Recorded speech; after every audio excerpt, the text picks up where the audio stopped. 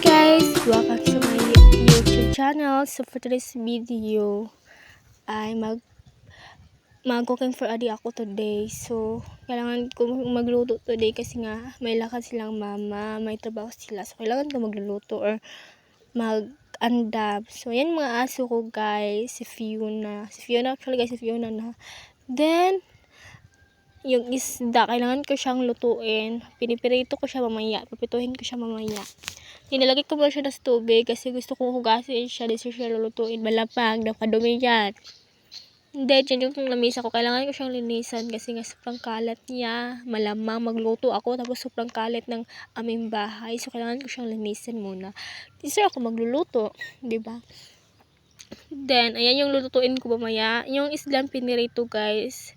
Ilalagay ko siya sa batong baga isasama ko sa lahat ng pagluluto. Then dessert dyan, syempre maghugas man ako ng pinggan, malamang kasi napakakalat talaga dyan. Ang dami na may hugasin tapos kailangan talaga maghugas ako guys kasi nga ang daming pusa talaga, super madami kaming pusa, so kailangan siyang linisan kasi lumalakad yung pusa dyan, parating daan-daan dyan. Then, tapos hindi mahugas yung pinggan, syempre mahugaw din yan. Yung paa ng pusa, baka galing yan sa nila. So, kailangan talaga nga, always ako maghugas para naman safe. Sana guys, supportahan nyo ako sa pag-video.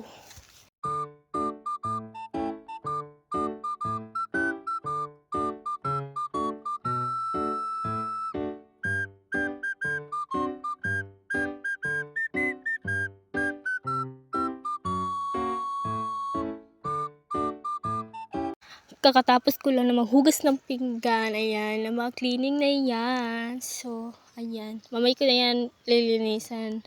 Dahil pupunta muna ako ng aking mama guys kasi nga meron siyang trabaho, nagtatrabaho siya kasi. So, kailangan ko siyang pupuntahan kasi nga guys, kailangan ako mag-video doon. Kasi, kailangan siyang videohin guys nga nagtatrabaho siya, ayan, naglakad-lakad ang above. So, ayan yung mama ko, napakabait, buting tao, ganon. So, ayan po yung nilinisan niya. Ayan, yung mga damo-damo niyan, linisan niya yan. So, ako naman yung anak, nagadagandahan lang, hindi marunong tumulong sa kanyang mga magulang, siya. Ayan din yung likod ng aming bahay, guys. Yun yung CR, yung lagayin ng baboy, mga tangkal namin, yung mga sinampay, basta. So, isa ako magluluto ng yung mga batong kanina. So, magsasaingon ako ng kanin. Ano naman yung kakainin ko? Malamang ulam lang yung kakainin. So, dapat kanin din. Hindi tayo kumakain ng kanin, guys. Kasi yung mga Pinoy talaga, hindi talaga yan mabubuhay kapag walang kanin. Mas okay pa sigurong walang ulam kaysa sa kanin, di ba no? Kasi pag mga Pinoy kasi guys, parang parating gutom, lalo na kapag may trabaho, mahirap yung trabaho, ang bigat, ganun. Lalo na yung magsasaka talaga. Yes po. Ayan, so maghiwa muna ako ng isda. Kasi mamaya, pag umuwi na yung mama ko, siya na yung magluluto niyan. Pero, tapos na, naka-safe na siya lahat. Yan yung isda na yan. Ako yung mismo magprito niyan. Dahil mamaya isagol niyan sa batong. Actually guys, yung batong guys, aadubuhin lang namin yun. Yan, hindi talaga ako marunong maghiwa ng isda. Kaya yung tiyan yan, yung mga laman loob, natatanggal sa loob ng tiyan ng isda. Ayan. So, tinanggal ko siya guys. Hindi siya na perfect paghiwa ko. Ang tiyan niya, sobrang lalaki. Yung ulo na maliit. At saka yung ikog. Yung niya. Ay. Dahil yun. Actually guys, tatlo yan. Yung isda yan, tatlo yan. Hiniwa ko siya ng tatlo din. So, na siya lahat. Diba? Malamang 10. Tatlo yan eh. Then, katapos ko dyan. Hindi pala ako tapos. Kasi ganun lang din. Yan naman yung na perfect ata. Yan yung hiwa ko nga na perfect siya. As in, perfect siya lahat. Oh my God. Ay, hindi. Ay, lagi nga siya yung na-perfect kong isda. Then, ayan na siya. Pagkatapos ko nyan, lalagyan ko naman siya ng salt, asin. So, lalagyan ko siya ng salt para maalat naman ng kunti pag pinipireto ko na siya. So, papakita ko yung kalan ko mamaya, guys. Napakaputi talaga, guys. Naku po, nakakahiya.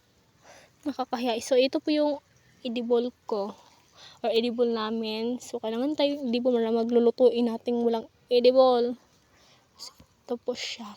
Pinainit ko muna yung kalaha. Then, napaganda-gandahan. Sobrang pangit naman. Sumayaw pa. Naku po, yung niluluto ko po, baka na ano na yan. Napapagod na yan. Kaya, kailangan na natin yung ilalagay sa ating lagayanan siya. So, nilagay ko na yung mantika. Or, nilalagay ko pa lang. So, ayan. Kumulo na siya yun, guys. Kumulo na siya. So, kailangan na siyang lalagyan ng mantika. Ayan, lagyan ko na siya ng mantika, guys. Dinamihan ko na siya kasi gusto ko lahat para baga lumutang na siya sa ang daming mantika yung nilalagay ko. So lahat yung isda yung hiniwa ko kanina, ilalagay ko siya lahat or buo or sabay-sabay na sila lahat nilagay ko sa isang kawali. So yan naman yung batong kanina, guys. So, kailangan ko siyang hiwa-hiwain na maliliit para malamang lutuin ko yung ganyan kataas. Ganyan kahaba, di ba? Kailangan talaga yung hiwa-hiwain, guys. So, yan yung mahiwagang kalan ko na sobrang puti pa sa aking mukha. Puti pa si pag-ibig.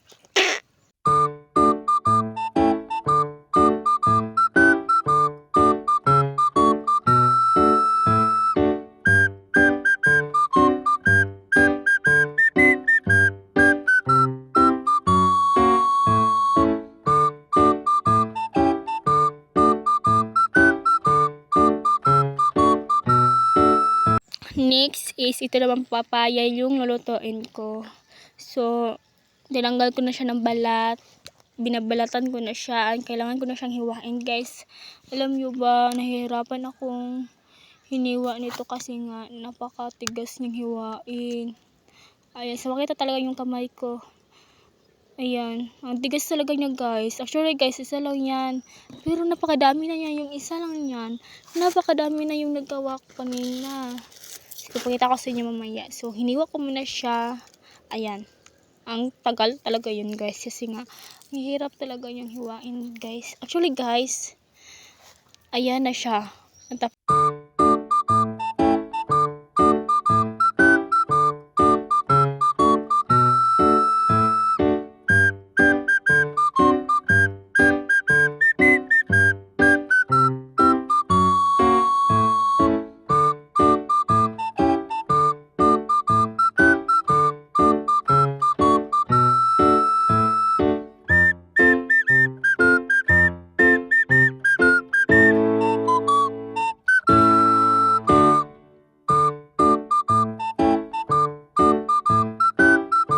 So, ayun, guys, kakatapos ko lang naghiwa-hiwa ng papaya. So, mamaya ay lulutuin na po siya ng aking mama.